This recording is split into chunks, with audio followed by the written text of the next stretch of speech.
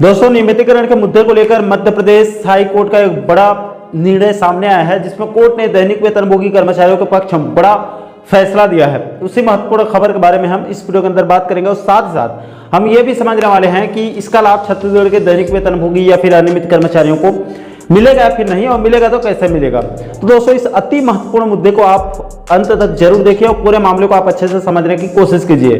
नमस्कार दोस्तों, मैं हूं आपका दोस्त लोकेश साहू और आप देख रहे हैं लोकेश छत्तीसगढ़िया यूट्यूब चैनल। आप सभी साथियों का हमारे चैनल पर बहुत बहुत स्वागत है। दोस्तों, दरअसल पूरा मामला यह है कि मध्य प्रदेश के जबलपुर हाईकोर्ट के द्वारा दैनिक वेतनभोगी कर्मचारियों के नियमितीकरण के संबंध में बीते 27 फरवरी 2024 को एक लंबा चौड़ा जजमेंट जारी किया गया है। दोस्तों, हैरानी की बात यह है कि इस आदेश में जबलपुर हाईकोर्ट ने कुल 53 पेज का ऑर्डर जारी किया है, लेकिन कोर्ट के द्वारा जारी आदेश में 1 से लेकर 49 पेज तक केवल याचिकाकर्ताओं के नाम हैं, जिसमें 150 से भी ज्यादा याचिकाकर्ता हैं, लगभग 160-62 होंगे, जिन्होंने इस केस के संबंध में हाईकोर्ट में याचिका दायर किया था। और लास्ट में 50, 51, 52 और 53 पेज, यानी कि लास्ट के सिर्फ 4 पेज में कोर्ट का पूरा जजमेंट है। दोस्तों, इस वीडियो को रिकॉर्ड करने से पहले इस केस के जो मुख्य याचिकाकर्ता और दैनिक वेतनभोगी संघ के प्रांत अध्यक्ष गोकुल चंद्र राय साहब से मेरी फोन के माध्यम से बात हुई, तो उन्होंने पूरे मामले को विस्तारपूर्वक बताया और कोर्ट के आदेश और प्रेस कॉन्फ्रेंस के विज्ञप्ति को भी हमारे पास भेजा है, जिसको आपको आगे एक एक करके विस्तारपूर्वक बताने वाला हूं।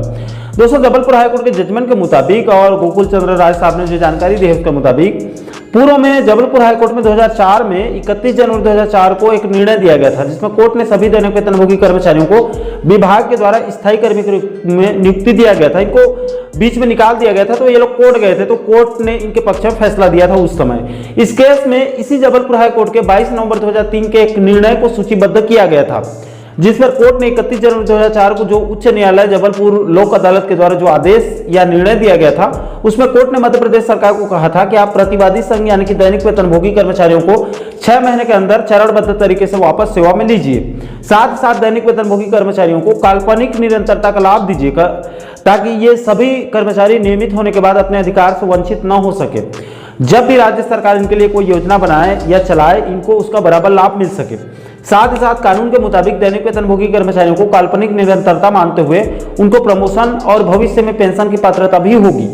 दोस्तों, कोर्ट ने अपने आदेश में यह भी कहा है कि कर्मचारियों के द्वारा स्थायी नियुक्ति का लाभ लेने से पहले कई कानूनी मंचों यानी कि अलग अलग कोर्ट में सरकार के खिलाफ सभी लंबित प्रकरणों को वापस लेने के लिए कहा गया है। साथ ही साथ कोर्ट ने दैनिक वेतनभोगी कर्मचारियों को यह भी कहा है कि कर्मचारियों को राज्य सरकार के द्वारा दिया गया फॉर्म भरना होगा, जो इस आदेश के किसी भी हिस्से का खंडन नहीं करेगा।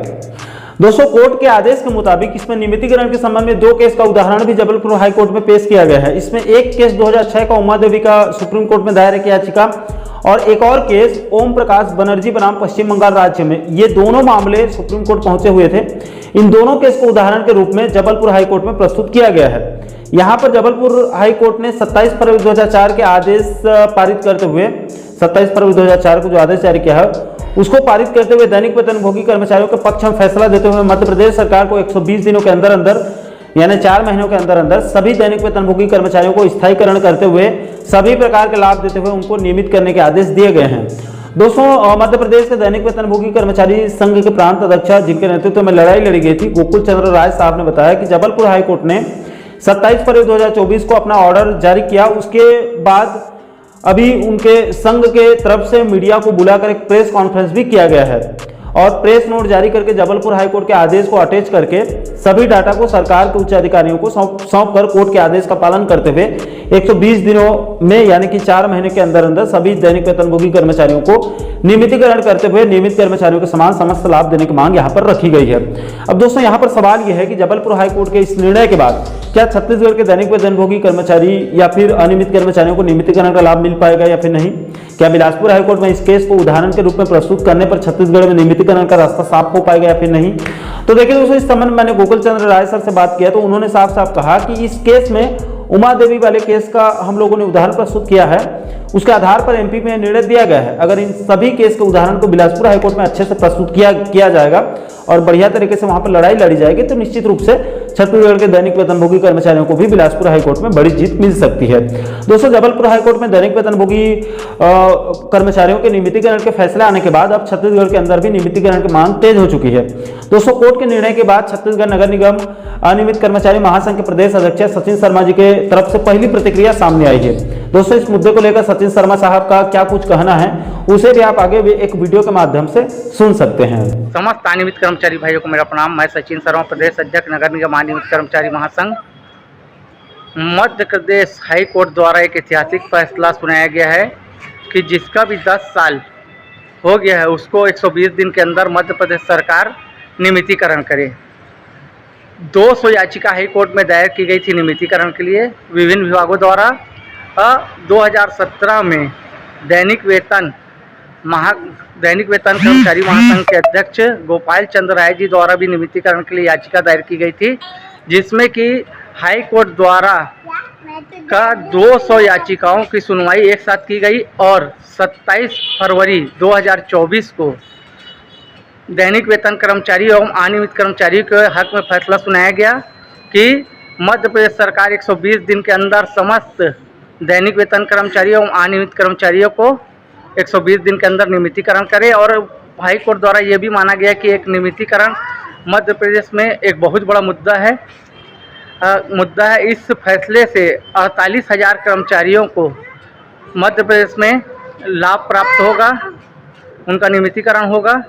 और हाई कोर्ट ने यह भी कहा कि 2004 से जो पहले से कर्मचारी दैनिक वेतन काम कर रहे हैं उनको पुरानी पेंशन की पात्रता होगी और जब से वो काम कर रहे हैं तब से उनका नियमितीकरण नियुक्ति दोष माना जाएगा।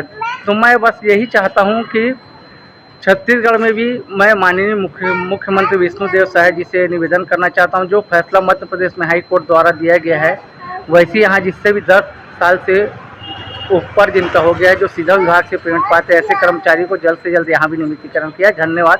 मैं सचिन शर्मा, प्रदेश अध्यक्ष नगर निगम अनियमित कर्मचारी महासंघ। तो दोस्तों, दैनिक वेतनभोगी कर्मचारियों के नियमितीकरण के संबंध में जबलपुर हाईकोर्ट का बड़ा निर्णय सामने आया है। इसके बाद कोर्ट ने 120 दिनों के अंदर अंदर दैनिक वेतनभोगी कर्मचारियों के नियमितीकरण करने के लिए मध्य प्रदेश सरकार को निर्देश दे दिया है, जिसके बाद अब छत्तीसगढ़ के अंदर भी मांग शुरू हो चुकी है। दोस्तों, इस वीडियो के अंदर बताया गया जबलपुर हाईकोर्ट के साथ साथ दैनिक वेतनभोगी कर्मचारी संघ मध्य प्रदेश के प्रेस नोट के सभी पत्र के सभी पीडीएफ को हमारे टेलीग्राम चैनल पर बकायदा अपलोड कर देंगे। आप चाहें तो आप वहां से डाउनलोड करके बारीकी से आप अध्ययन कर सकते हैं। और दोस्तों, इस पूरे मामले को लेकर, इस कोर्ट के निर्णय को लेकर आप लोगों की क्या राय है या फिर आपके कोई सवाल हैं तो भी आप नीचे कमेंट सेक्शन में अपनी प्रतिक्रिया, अपना सुझाव, अपनी राय आप जरूर साझा कीजिएगा। और दोस्तों, आप आगे भी छत्तीसगढ़ और मध्य प्रदेश के नियमित और अनियमित कर्मचारियों के साथ साथ बुजुर्ग पेंशनर्स बंधुओं से जुड़ी इसी प्रकार के अन्य महत्वपूर्ण मुद्दों पर वीडियो देखना चाहते हैं तो आप हमारे चैनल को जरूर सब्सक्राइब कर लीजिएगा, ताकि आने वाले सभी नए वीडियो का नोटिफिकेशन आप लोगों तक तुरंत पहुंच सके। दोस्तों, अभी के लिए फिलहाल इस वीडियो में इतना ही। मुझे दीजिए इजाजत। मैं मिलता हूं आपसे एक और महत्वपूर्ण मुद्दे के साथ, महत्वपूर्ण टॉपिक के साथ। तब तक के लिए जय हिंद, जय छत्तीसगढ़।